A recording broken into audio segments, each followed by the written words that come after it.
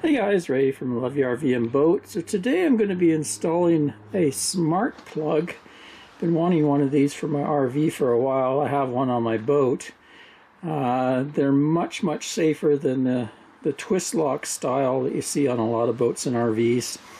And recently my twist lock had a little bit of an arc, and I replaced it actually with a cheaper end one, and I really regret that, as I had a small tiny little fire and a meltdown at the back of my RV. Lucky I was here to catch it, or it could have been much worse. So that motivated me to get one of these expensive smart plugs. I'm putting in a 30 amp one. I have a 30 amp RV, and it looks like it comes with a 7-year warranty. What I got here, see, it's got all the approvals from all the different organizations. Important one is American Boat and Yacht Council, and also the U.S. Coast Guard there, RV Industry, CSA.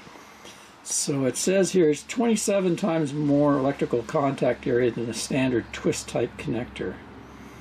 And it looks like it's made in the USA as well. Anyway, much safer arrangement.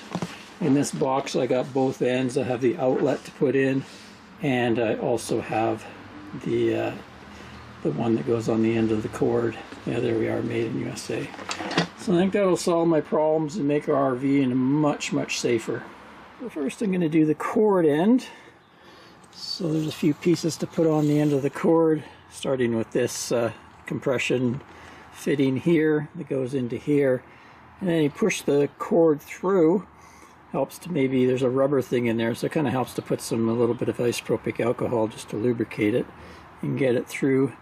Then they want you to cut away the coating here, 1.25 inches, and then splice back each wire a 1/2 inch. Okay, so it's all color coded. You can see green is the ground, black is hot, white is neutral. Matches this cord here. So just have to feed those wires carefully in there, and then there's some Allen keys to do up. They provide an Allen key, fits into there. Just tighten them all up, just like so. So with the Allen key, you just tighten it till it makes contact with the wire in there, and then they say 3/4 of a turn. So push the cord in, pushed it in, kind of snapped in place in there. And you can crank up this nut for the wire.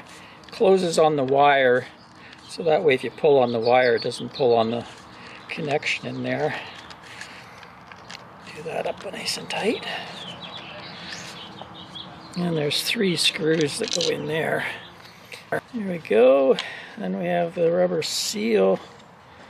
Fits down in there just to seal out moisture.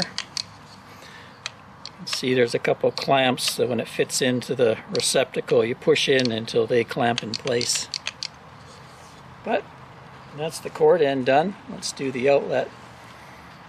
Okay, so similar thing for the inlet there, and it also has a cover with a strain relief that we'll put on,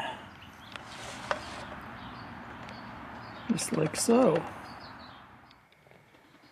And the connection on the inside here comes down and goes into my surge protector.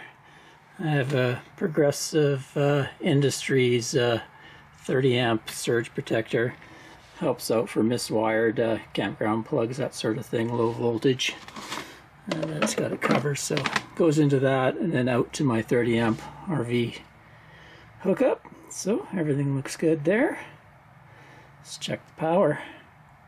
Okay, I heard the relay click, and it's got a little display here. So it's showing me 117 volts, 13 amps. Everything seems to be working. My surge protector tells me if anything's miswired, but if you don't have a surge protector, you could always use one of these. Usually 2 yellow or orange lights there. Means everything's correct as far as hot, neutral, and ground. So I like to go through all the plugs and just make sure they're okay. Okay, there we go, all installed. You just push in on it, and these little butterfly clamps, you hear them click Makes a really solid connection. And then this has a little hook on it, fits into here as an extra thing even. So that's nice. Feeling a little bit better about that versus the old twist lock style.